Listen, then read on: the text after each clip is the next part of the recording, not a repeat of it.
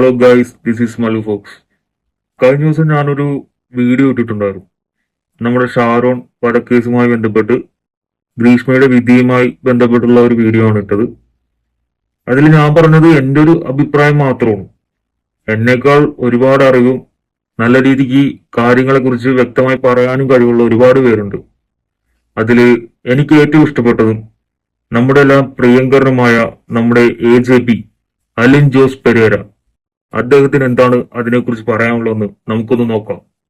The Grishma case is very difficult, but a hanging process is not practical.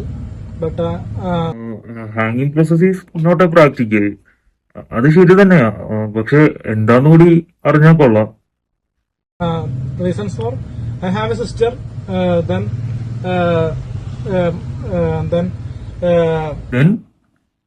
പറയാണ്ട് ബാക്കി പറയടേ. the ladies have make this type of activities, bad activities to kill a person, to poisonous juice to give the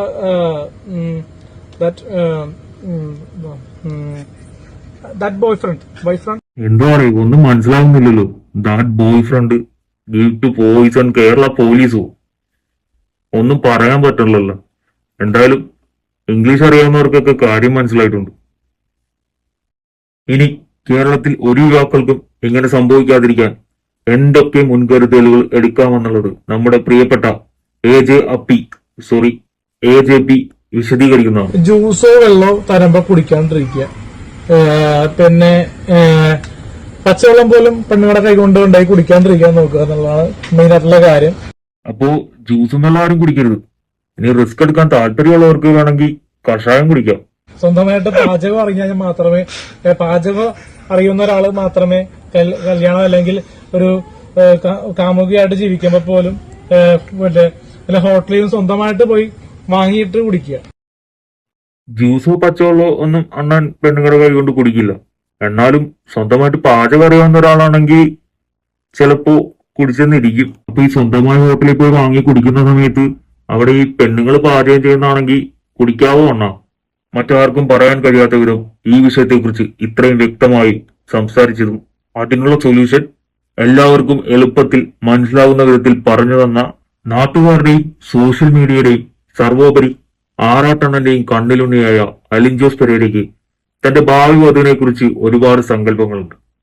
അപ്പോ അദ്ദേഹത്തിന്റെ വിവാഹ സങ്കല്പങ്ങൾ എന്തൊക്കെയാണെന്ന് നമുക്ക് നോക്കാം. നമ്മുടെ ഒരു ഭാര്യ അലിൻ ജോസ് പെരേരയുടെ ഭാര്യയായിട്ട് നിൽക്കാനായിട്ട് താല്പര്യമുള്ള വരിക, അല്ലാണ്ട് ഒരു സെലിബ്രിറ്റി അല്ലെങ്കിൽ റിവ്യൂ താരം എന്നൊക്കെ പറഞ്ഞ രീതിയിൽ വന്നു കഴിഞ്ഞാൽ ഭയങ്കരമായിട്ട് ബുദ്ധിമുട്ടാവും.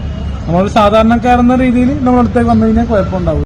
അപ്പോ സെലിബ്രിറ്റി പട്ടം ആഗ്രഹിക്കാത്ത പെൺപിള്ളേർക്ക് ഈ അവസരം പ്രയോജനപ്പെടുത്താവുന്നതാണ്.